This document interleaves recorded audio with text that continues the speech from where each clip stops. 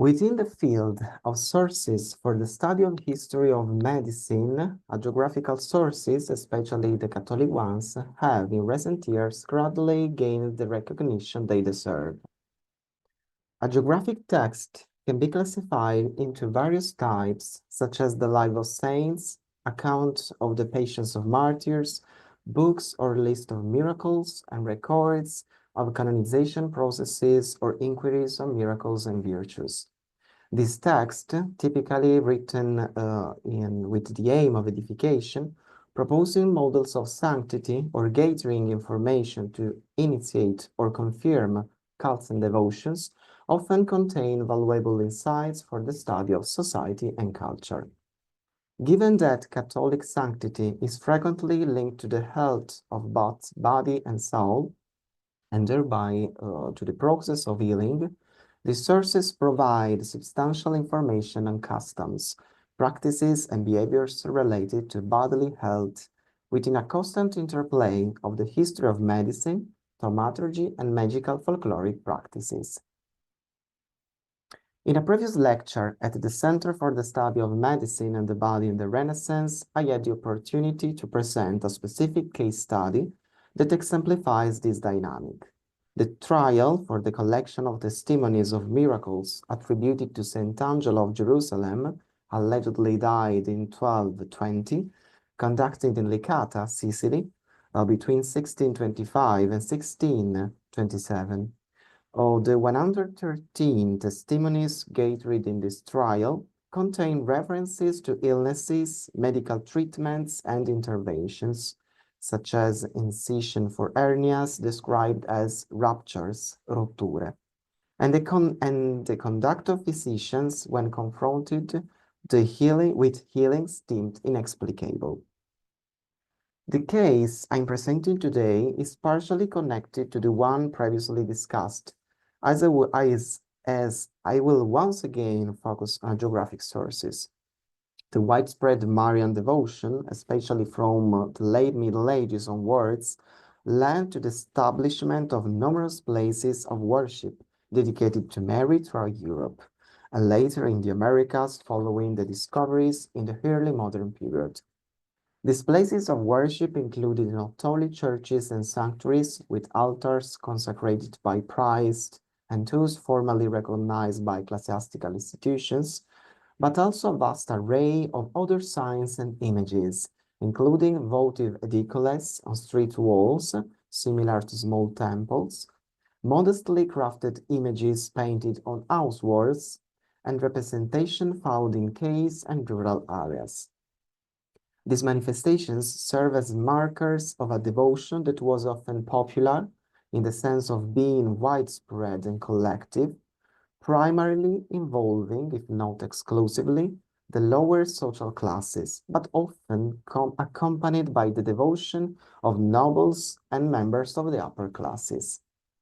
Many sources, text, oral traditions, and images testify to the constant care that the inhabitants of neighborhoods, streets, and villages often took for these images and structures dedicated to the Virgin Mary.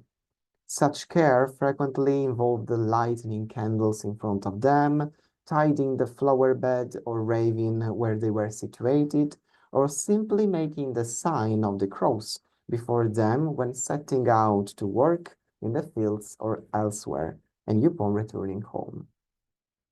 These are quintessential features of pre-modern societies where the profound connection with religious devotion is undeniable. Many Marian places of worship that emerged during the modern age are closely linked to the presence of an image. Oral tradition, popular devotion, and the accounts of hagiographers have attributed not only veneration to these images, but also miraculous phenomena believed to be associated with them. These include apparition of the Virgin Mary, the miraculous weeping or sweating of the images, blood spurting from them after being struck by accident or sacrilege, radiance or luminosity emanating from them, and the sudden animation of the figures, among other occurrences. All these phenomena should be understood as beliefs and practices specific to the cultural context under study and interpreted using the tools of cultural history. Such miraculous events are recounted in the so-called foundation legends. These written accounts, often hagiographic in nature and elaboration of oral traditions, aim to explain when and how devotion to a particular Marian image enshrined in a specific church originated. The source I wish to examine today are a collection of Marian foundation legends focusing on two texts written in southern Italy at the very beginning of the 18th century. The first is Zodiaco di Maria, Zodiac of Mary, by the Neapolitan Dominican Serafino Montorio, written in 1715. This richly detailed text on Marian themes was dedicated to the Marian images preserved across the Kingdom of Naples. For each image, Montorio recounts its miraculous history, describes its contemporary cult, including devotional practices and feast day celebration, and provides accounts of its miracles. Written in the vernacular, the work enjoyed wide circulation and served as a rich archive of Marian cults and devotions from the early modern period, or, although originating in previous centuries, still active at that time. The title of this book can be explained by its structure, with each of the provinces or areas studied being assigned an astrological sign, and the various chapters referred to as stars and numbered. This structure is a literary device. The second work, Palermo Divoto di Maria Vergine, Palermo devoted to the Virgin Mary, was penned in 1720 by Antonino Mongitore, a canon of the Palermo Cathedral and a noted historian of that period. This work is dedicated to the images of Mary in Sicily, with a special focus on Palermo and its suburban areas. The work is divided into two volumes. The first, that I will consider today, outlines the history of Marian devotion in Palermo, providing a church-by-church analysis of the images regarded as miraculous. The second volume, by contrast, recounts the history of the city throughout the writings of authors who have addressed its religious aspects. As I will demonstrate with a few examples, these two treatises are invaluable, not only for understanding historical and cultural aspects of devotion, but also for the history of medicine and thaumaturgy. The Marian cults they describe include references to numerous historical medical elements, illnesses from which individuals were cured, some medical remedies of the time, thaumaturgical healing practices involving Marian images, and magical folkloric remedies or countermeasures against alleged magical actions, such as spells and incantations. The treatises under study represent only two of the many texts of this type that could be examined. In fact, particularly in the early modern period, and partly inspired by medieval collection of miracles, scholars, often religious figures such as priests, friars, canons, of the 17th and 18th centuries, authored these books, generally related to Marian devotion. In their approach, as we shall see, there is also a dimension we could describe as ethnographic. In addition to compiling Marian legends and tales from earlier scholarly works written in Latin or the vernacular, the authors included the first-hand information, some of which derived from their direct observation of the places of worship and the Marian images described. For example, it is not unusual for authors to speculate on the dating of the miraculous images or to describe the presence or absence of votive offerings based on personal visit to shrines, sometimes lamenting the loss of votive offerings and devotional signs, perhaps within recent decades. A remarkable feature of these two works, and of the many others scattered throughout Italy and beyond that belong to the same textual genre, is the use of the vernacular. On the one hand, this is undoubtedly linked to the period of writing, which is no longer the 16th century, but the late 17th and 18th centuries. On the other hand, it also reflects a partly popular intention, wherein the vernacular becomes a medium for stories and legends that support the devotion of various social classes. Nevertheless, the scholarly aim of collecting data, information, and details about the places mentioned remains evident and central. Finally, given the nature of these treatises and their authors, often religious figures, as we have seen, the devotional element is also central. This is evident in the introductory pages, where both authors explain their reason for writing, stating that love for Mary and the promotion of her cult are among their primary objectives. Following this brief introduction, we now turn our attention to the historical and thaumaturgical aspects. As previously noted, the chapters of these treatises follow a recurrent structure. The first one is general information about the location, the second, the foundation legend, then miraculous events linked to the Marian image, and finally, other historical and ethnographic data. The historical and medical data are primarily concentrated in the second and third sections. In the section with the foundation legend, we encounter the miraculous event that serves as the foundation of the shrine's history. As already mentioned, this might involve the tearing of an image, an apparition, or a similar occurrence. This event occasionally includes accounts of miraculous healings, often with a straightforward description of the illness that afflicted the individual who discovered the image or witnessed the apparition of the Virgin. This part, being more hagiographic in nature than the others, contains historically subtler data, more closely tied to traditions and legends, where the emphasis is less on historical medical details. Moreover, compared to other sources, these treatises address the subject of healing in a notably partial manner, presenting it alongside other aspects such as the origins of the cult and devotional practices. A miraculous healing lies at the core of many foundational stories.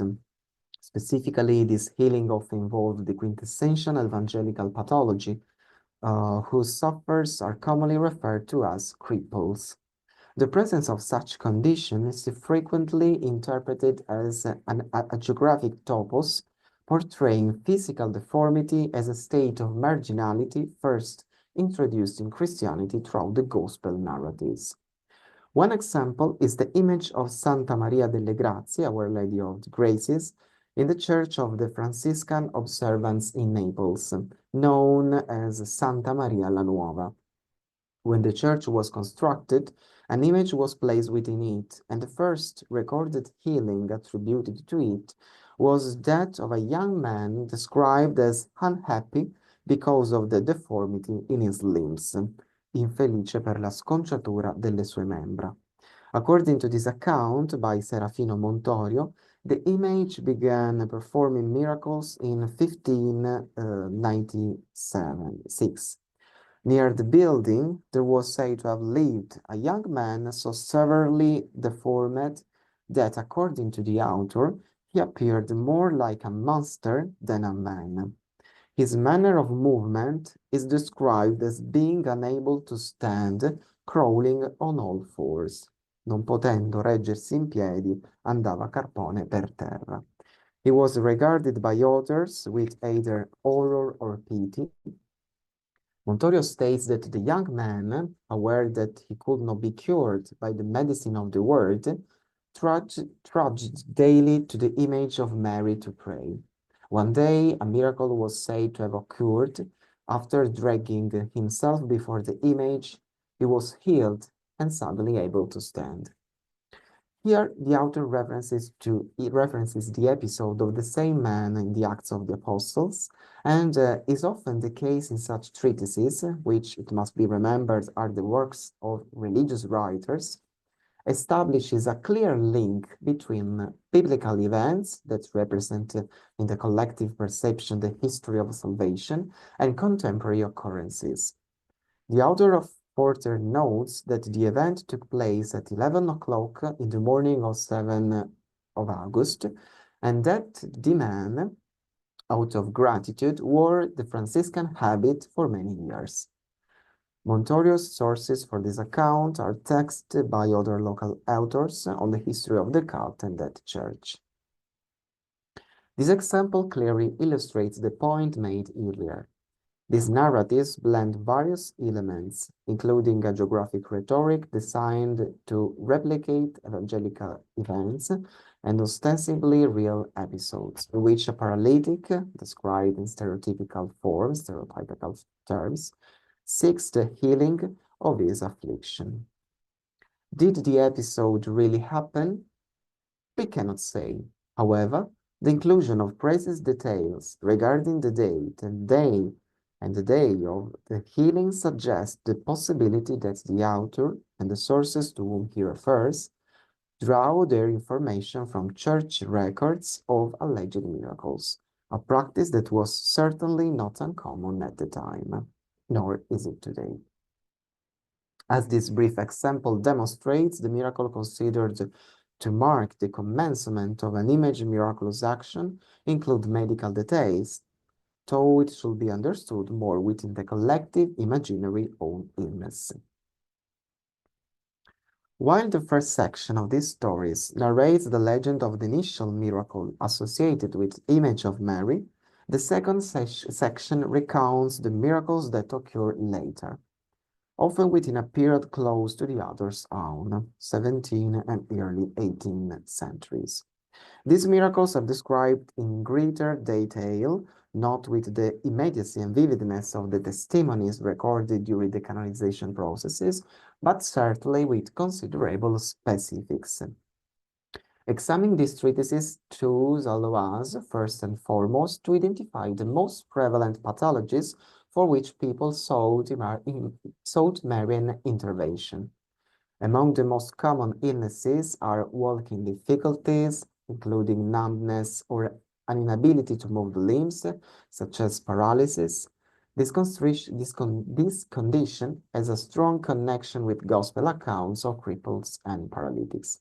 Other ailments include kidney stones, calculi, fistulas, and infected wounds, dangers faced by women during childbirth, hernias, skin diseases, diseases of the female breast, severe colds and fevers, including malaria, apoplectic stroke, sometimes described in text as a drip, in Italian vernacular gocciola, and squinansias, that is a severe throat infection, referred to as scherantia in Antonino Mongitore's writings. Tumors are also mentioned, although the term has held a broad semantic range throughout the history of medicine up to the modern era, and also cancer, and etc. These are merely some of the pathologies recorded in the text. Let us consider some examples. In his treatise on Marian devotion in Palermo, Antonino Mongitore discusses the cult of the Madonna delle Grazie, Our Lady of Graces, known as the Madonna of the Vault, no longer existing today. We have an image of the period. This cult dates back to 1637, less than a century before the treatise was written, and centers on the veneration of an image placed on a wall in the city between Piazza del Macello and Piazza della Conceria. Setting aside the first miracle, which concerns the healing of a woman, the wife of a man named Girolamo Rosso, who suffered from pustules on her body, let us focus on a case of calculosis. This case involves a nobleman Giuseppe Agliata, the Prince of Villafranca and Duke of Sala, who was tormented by constant pain in his side, fieramente dibattuto da acerbissimi dolori di fianco. The treatise refers to the intervention of physicians whose efforts, though ultimately ineffective and required the man to turn to Mary for help, are significant as historical medical description. The account details how they employed various treatments to dissolve the stone or reduce it to sand, and sand in Sicilian is rinella, is written in this way. When these measures failed, no specifics are provided regarding the medicine used, though they were presumably oral. They decide on a chirurgical operation referred to as cutting, taglio in Italian. Mongitore notes that the most skillful surgeons, valentissimi chirurgi, performed the procedure, a claim that appears credible given the peasant's noble status, which granted him access to the best medical practitioners of the time. The operation is described as follows. The surgeons opened with iron the way for the stone to come out. Aprirono col ferro la strada per uscire la pietra, eventually succeeding in its removal. However, the procedure caused an internal lesion, likely in the urethra, resulting in severe hemorrhaging. So much blood overflowed. Finding himself in grave danger, the nobleman made a vow to the Virgin of the Vault, pledging 1,000 scudi, money, coins, to establish an ecclesiastical benefice in her honor. The narrative concludes with the surgeons discovering that the wound had healed and the bleeding had ceased. An important aspect of these treatises is their frequent citation of sources. In this instance, Mongitore references a notarial deed drawn up in Palermo on 17 Jan 1647, documenting both the miracle and the financial donation for the establishment of the ecclesiastical benefice. This episode underscores the documentary richness of this text, revealing the coexistence of historical medical details, for example, the cut and the use of iron, alongside the emotions and reaction elicited by the pathological condition described. The act of giving, here embodied by the donation, is far from trivial. While the author's narrative mediation is evident, there is also a clear scholarly intent to compile information.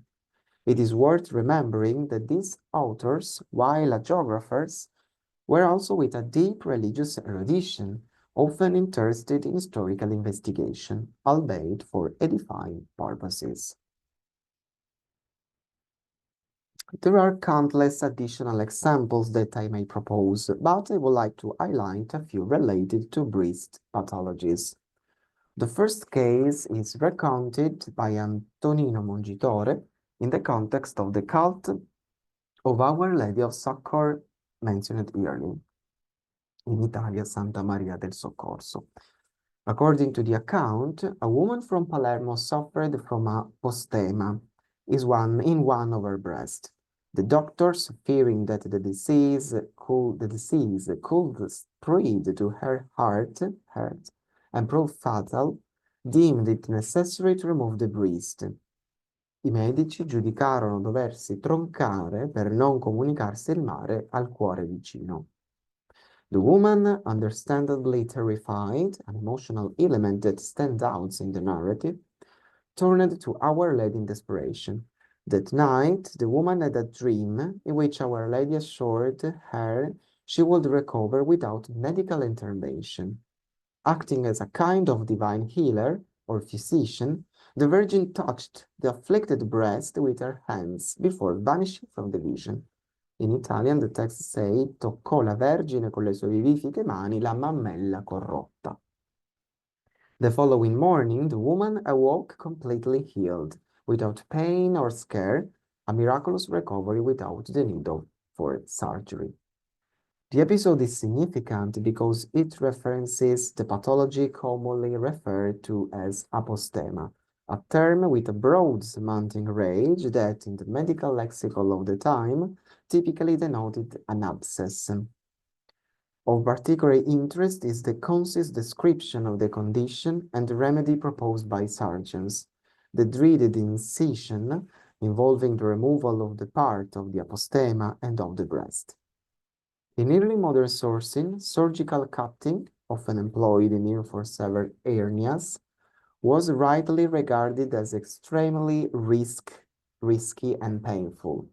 It was also associated with the lasting consequence of scars and permanent marks on the body. Another particularly intriguing example of popular healing practices is the cult of the Madonna of Piedigrotta in Palermo, which is said to have originated in 1564 and no longer existing also in this case, destroyed in 1943. In a small cave near the sea, there was an image of the Pietà, of the Piety, the Virgin cradling the dead Christ on her lap. Initially, the image was not venerated, as the cave was primarily used by fishermen to store their belongings. According to the legend surrounding its foundation, on Maundy Thursday, Giovedì Santo, in 1564, a group of children entered the grotto to play and noticed an extraordinary phenomenon. The Virgin's forehead was dripping with sweat, and tears were streaming from her eyes. Dalla fronte della Vergine in quella sua immagine grondava copioso sudore e dagli occhi scorreano in abbondanza le lacrime. Returning to the matter of healing, Mongitore recounts the case of a woman from Messina who was in Palermo and whose breast had been entirely ravaged by cancer. S'erano corrosi e infracidite da un cancro le poppe. The exact nature of her affliction is difficult to ascertain, as the description lacks medical detail, and the term cancer does not necessarily correspond to its modern definition. However, it is significant to note that among the miracles attributed to this image, the first involves a woman suffering from calculosis. She reportedly healed herself by anointing her side with the sweat collected from the miraculous image. This case illustrates the remarkable variety of popular healing practices, where the liquid dripping from the image was regarded as miraculous and believed to act upon the afflicted body with the efficacy of a medicine. A third case worth mentioning concerns a Marian image in Palermo located outside the cathedral. This image depicted Mary holding the Christ child while pressing her breast to produce milk. The image had undergone some reworking, and Mongitore, citing the work of its contemporary Father Domenico Stanislao Alberti, notes that from 1697 to 1698, the image began to be associated with miracles. One such miracle involves a woman carrying her infant who was unable to produce milk from either breast and thus did not know how to feed her child. Poiché, seccatole il latte da mendue le mammelle, non aveva come alimentarlo. Turning to the image on the wall, she prayed, and as the accounts go, her prayers were answered. Sentì sovrabbondarsi di latte le mammelle. Overjoyed by this miracle occurrence, the woman returned the following day to the image, bringing an ex voto, voting offer, in the form of a pair of wax breasts as a token of gratitude. Like the previous case, this account lacks detailed historical or medical descriptions, offering only a general indication of the pathology. The nature of the source, combined with the mediation of the author, suggests that these are likely embellished or simplified narratives, preserved as faint memories and subsequently reported. Nevertheless, such examples provide a rich insight into the imagery of healing and the scope of medical possibilities envisioned in this context. They vividly illustrate how healing was believed to occur, whether through the application of miraculous substances like the sweat of the image or through prayer before it, and indicate the specific ailments for which one might seek intervention from a particular sacred image. The founding legends recount numerous thaumaturgical practices performed by the faithful to cure illnesses that medicine had failed to address, but which were believed to have been neutralized through visions, apparition of the Virgin, or miraculous phenomena. Miraculous outpourings of fluid, such as sweating, tears, and less commonly bleeding for Marian images, enabled the sick to apply the fluid to the afflicted areas in the hope of healing. One of the principal means of healing was oil. This was not the oil said to emanate from miraculous images, but rather that from the lamps lit before them. The use of this oil was widespread due to its accessibility. It could be ingested or applied to the body using cotton wool. Examples of such practices are countless. In the cult of the image of Our Lady of Piety, located behind the convent of St. Francis in Palermo, and today still existing, the image is in the church dedicated to St. Anne in Palermo. Oil from the lamp was used in 1712 to heal a man named Niccolò Cascione. According to the account, the man suffered from a local hemorrhage in his head. The text says that he was attacked by a strange abscess of blood that occupied his head. Fu assalito da una strana accensione di sangue che gli occupò la testa. This condition caused him intense pain and confined him to bed for 20 days, during which he experienced episodes of delirium. In his desperation, his relatives sought the intercession of the Virgin of Piety.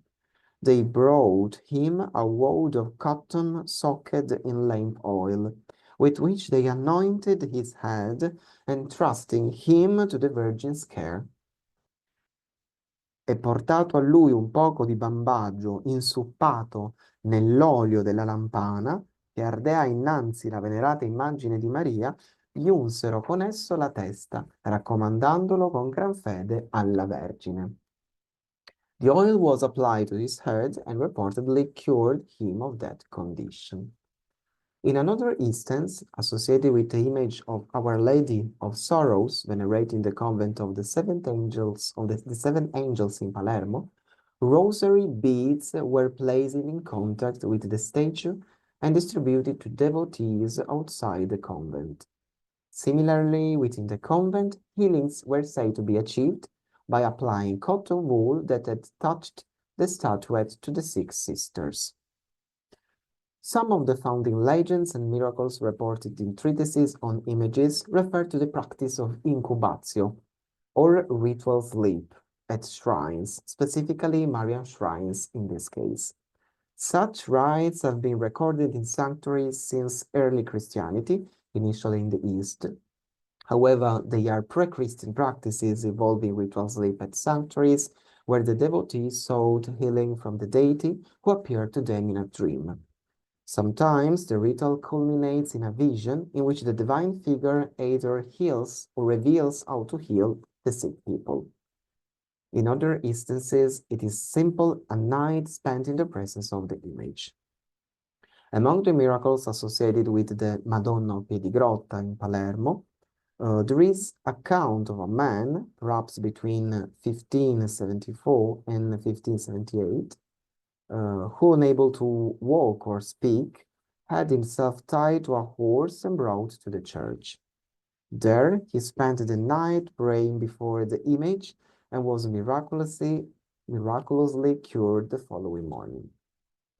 The healing practices are more closely aligned with those of the cult of the saints. Additionally, there may be peculiarities specific to the cult of Mary, such as particular prayers or the use of objects placed in contact with miraculous images. Testimonies regarding relics are few because of the nature of the Marian devotion. One such example is the belt of Our Lady of Succor, again, which was placed around the waist of a young girl from Palermo who had been paralyzed in bed. The belt, which could not be untied, was made of silver, according to the legend. Mongitore recounts that the belt was later hidden for fear of theft and was only rediscovered some time afterwards. It was taken to Venice by an Augustine monk, placed in a reliquary, and subsequently returned to Palermo. The devotion to the belt was deeply rooted that it was treasured as a thing from heaven, cosa venuta dal cielo, thing from heaven, and used to heal the sick and assist women in labor.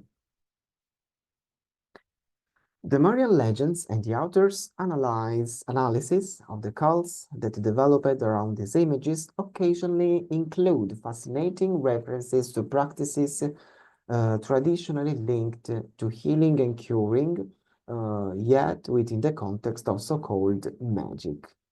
These often involve cures for illnesses believed to have been caused by the malicious actions of individuals using magic and rituals to inflict physical harm.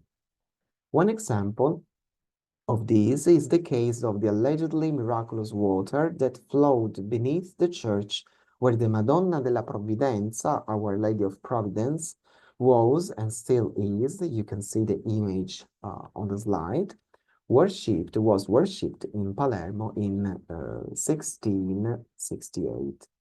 This water was also used to heal persons possessed or who have been object of magical actions, persone invasate o che hanno fatture. Similarly, the image of Our Lady of Mercy, located behind the Franciscan convent in Palermo, was believed to have the power to free individuals from evil spirits caused by sorcery, spiriti maligni per fattuccherie. That is, from magical acts, fattuccherie is magical acts that induce possession, a condition which might today be understood also sometimes in terms of the psychosocial state of the affected person. Another pertinent example is that of the fisherman Matteo Sigola, who on 24 of July 1692, on his way to the image of the Madonna delle Grazie dei Pirreri, now transferred to the Church of the Consolation, also in Palermo, passed in front of the image of Our Lady of the Carmel, kept in the convent's parlor.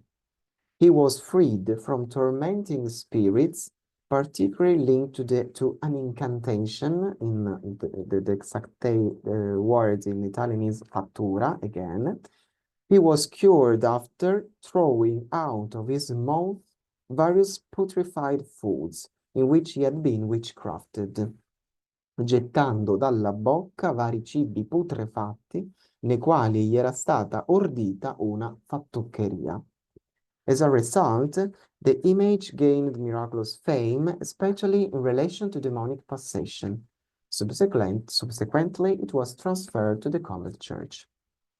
Here, too, it was believed that illness, often of a mental nature and leading to abnormal social behavior, could be caused by the ingestion of bewitched food. Just as drinking miraculous waters, sometimes in presence doses, could cure illness, so the ingestion of food believed to be bewitched was thought to cause disease. The range of practices described, which include beliefs in the healing power of miraculous images and their fluids, as well as in the role of witchcraft as a cause of illness, reveals a diverse social cross-section of deeply ingrained beliefs. It is a particularly interesting in the century that will come to be known as the Age of Enlightenment, etc., to observe the enduring persistence of such beliefs even in urban nor rural context. The examples provided have demonstrated the significance that even this type of hagiographic source can hold for the history of medicine and thaumaturgy. As we have seen, there are often no detailed accounts of the medical practices employed, and remedies mentioned are typically either reported by the author or drawn from the direct testimony of the sick or their relatives. Nevertheless, Marian devotional treatises of this kind are highly valuable as they shed light on the widespread devotional practices and customs of the time. These sources, alongside canonization processes, also remind us that both medical and thaumaturgical practices were not limited to the lower social classes, although they constituted the majority, but were also embraced by prized nobles and the upper social classes in general. The use of images of the Virgin appears to have been reserved for several illnesses and conditions that were challenging to treat through conventional medical means.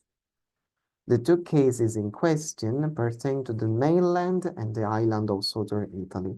Similar texts from central and northern Italy undoubtedly provide analogous information adapted to the geographical and cultural peculiarities of those regions. While the hagiographic rhetoric can partially distort the authenticity of certain details, particularly those related to the origins of the cult, which are often steeped in legend, the description of more recent cases contemporary to the authors and derived from documents or direct accounts tend to be more reliable. Both sections of these treatises are intriguing. Behind the strictly medical data, which are undeniably significant, there is immense value in understanding the collective imagery surrounding pathological conditions. The depiction of individuals who were mute, paralyzed, or blind at the time of the supposed miracle does not necessarily confirm the literal accuracy of these events. Rather, it points to the influence of hagiographic convention drawn from evangelical accounts of healing. Simultaneously, however, these cases reflect a collective imagination of healing phenomena, presenting the most extreme and emblematic conditions such as blindness, mutism, paralysis, and paradigms of illness. This type of treatise also serves as a collection of material, including historical and medical information, compiled by the respective authors as though it were an archive, often incorporating transcripts of documents or information otherwise inaccessible. These Marian treatises therefore represent a still partially untapped resource from a medical and thaumaturgical perspective. Their importance lies in the wealth of information they contain, the study of which will allow us to gain deeper insights into popular healing practices and the health of societies in the regions and periods under consideration. Thank you for your attention.